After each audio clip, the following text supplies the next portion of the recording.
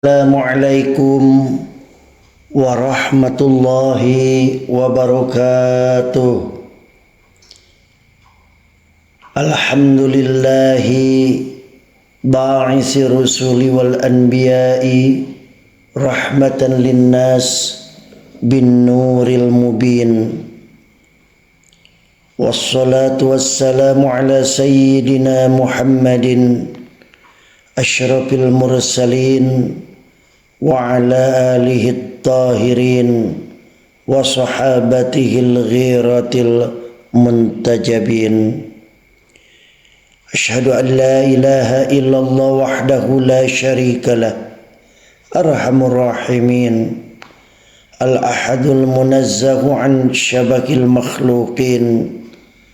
Wa asyhadu anna sayyidana Muhammadan Rasul Rabbil Alamin wa sayyidu waladi Adam ajma'in, amma ba'du. Bismillahirrahmanirrahim. Rabbi syrah li sadri wa yassir li amri wahlul 'uqdatam min lisani yafqahu qawli.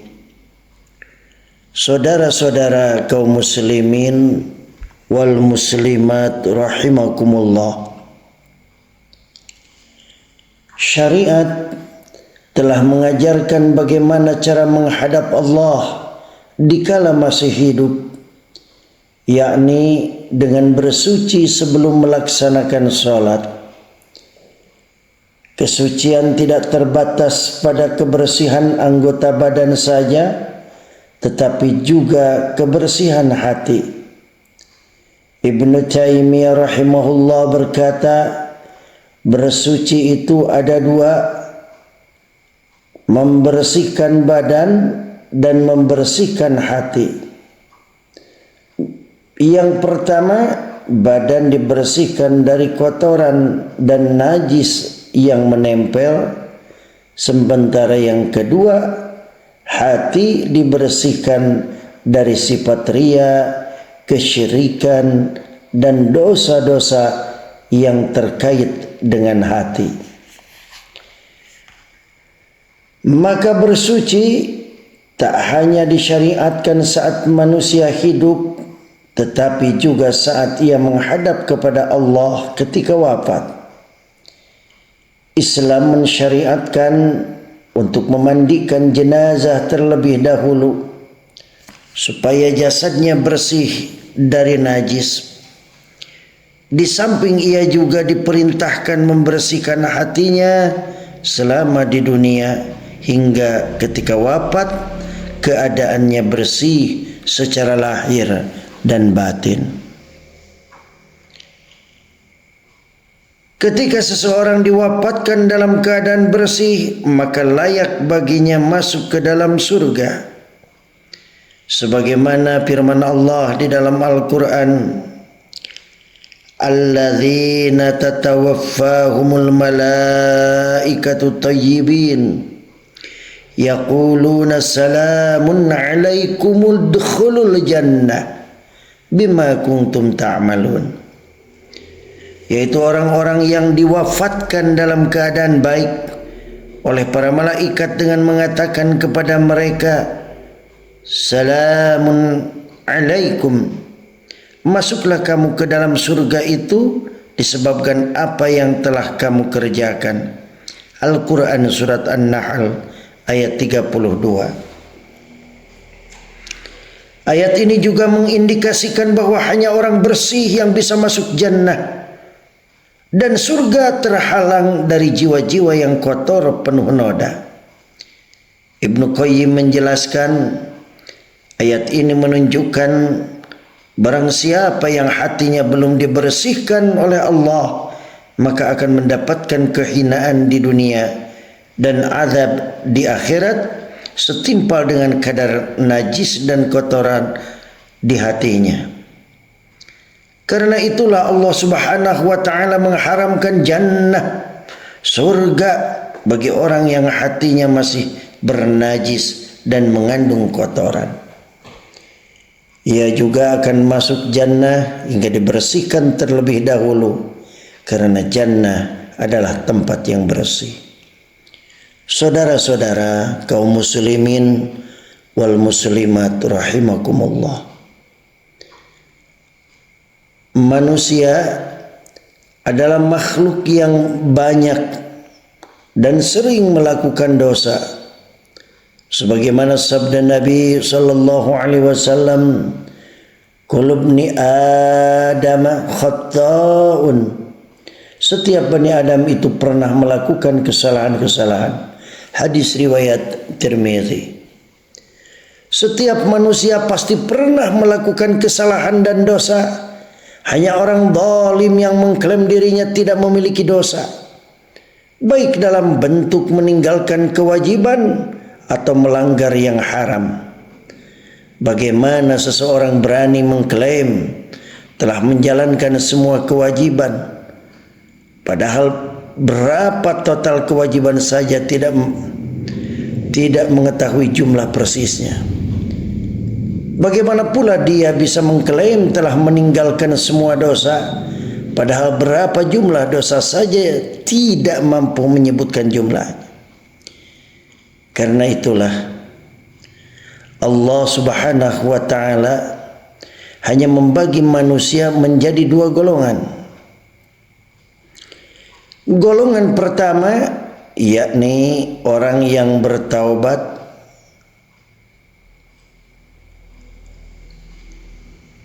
dan yang kedua adalah orang yang zalim. Tidak ada golongan yang ketiga. Sebagaimana firman Allah, "Wa man lam yatub fa ulaika humudz zalimun." Dan barang siapa yang tidak bertaubat, maka mereka itu adalah orang-orang yang zalim.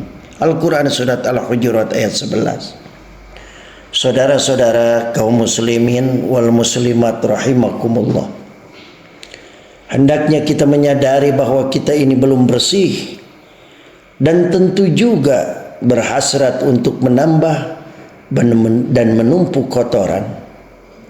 Kita dalam keadaan kotor namun berharap kepada Allah untuk bisa masuk ke dalam jannah yang bersih dan serba indah. Bagaimana caranya? Di antara anugerah Allah Subhanahu wa ta'ala adalah Dia masih memberi kesempatan kepada manusia selagi masih di dunia, supaya menghadap Allah dalam keadaan bersih, meskipun hari-harinya dia pernah melakukan dosa yang mengotori jiwanya.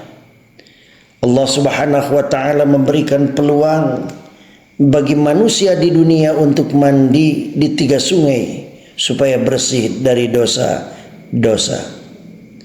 Ibnu Qayyim berkata, bagi seorang yang melakukan dosa-dosa di dunia, tersedia baginya 3 sungai untuk membersihkan diri mereka di dunia. Namun jika hal itu belum membuat mereka bersih, maka ia akan dibersihkan di sungai Jahannam pada hari kiamat. Apakah 3 sungai yang dimaksud? Adalah yang pertama, sungai taubatan nasuha. Barang siapa yang bertaubat nasuha, betul-betul bertaubat secara tulus, maka dosa-dosanya akan terhapus. Dan kadar dosa yang hilang itu tergantung kadar kesempurnaan taubatnya. Ada taubat yang tidak berpengaruh karena taubatnya salah atau pura-pura. Ada yang sekedar mampu untuk mengurangi dosa-dosa. Ada yang menghilangkan dosa-dosa. Dan ada yang lebih baik dari itu, bahwa karena kesempurnaan taubatnya, keburukan-keburukannya yang telah dilakukan diganti oleh Allah dengan pahala-pahala kebaikan. Catatan-catatan amal keburukan yang dicatat oleh malaikat akan berganti dengan catatan-catatan kebaikan. Saudara-saudara kaum muslimin wal muslimat rahimakumullah.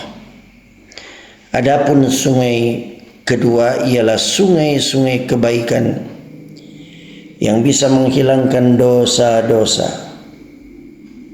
Karena secara umum semakin banyak kebaikan yang kita lakukan, maka akan bisa menutupi dosa-dosa yang kita lakukan, sehingga kelak timbangan kebaikan lebih banyak daripada timbangan keburukan.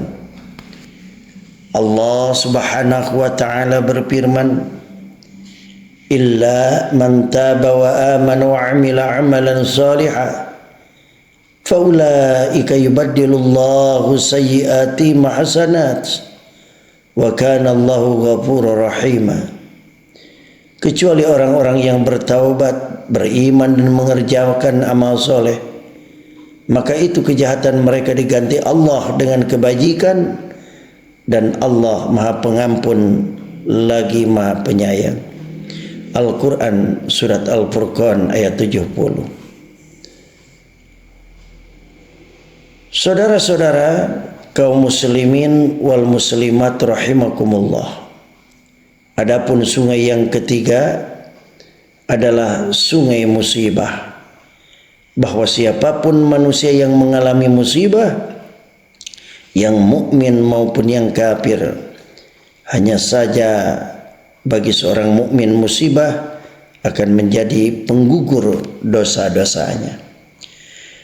Saudara-saudara, inilah 3 sungai pembersihan dosa.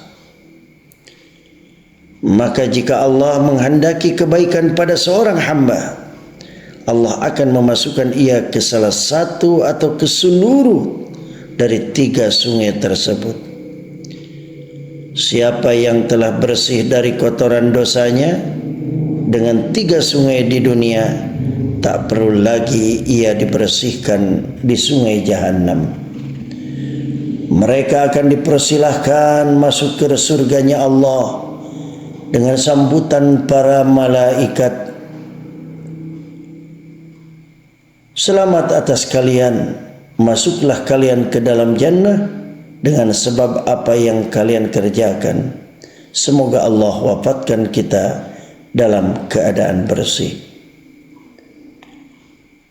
Amin ya Allah ya Rabbal Alamin. Saudara-saudara kaum muslimin wal muslimat rahimakumullah, di akhir pengajian ini saya mengajak kepada seluruh jamaah, marilah kita melakukan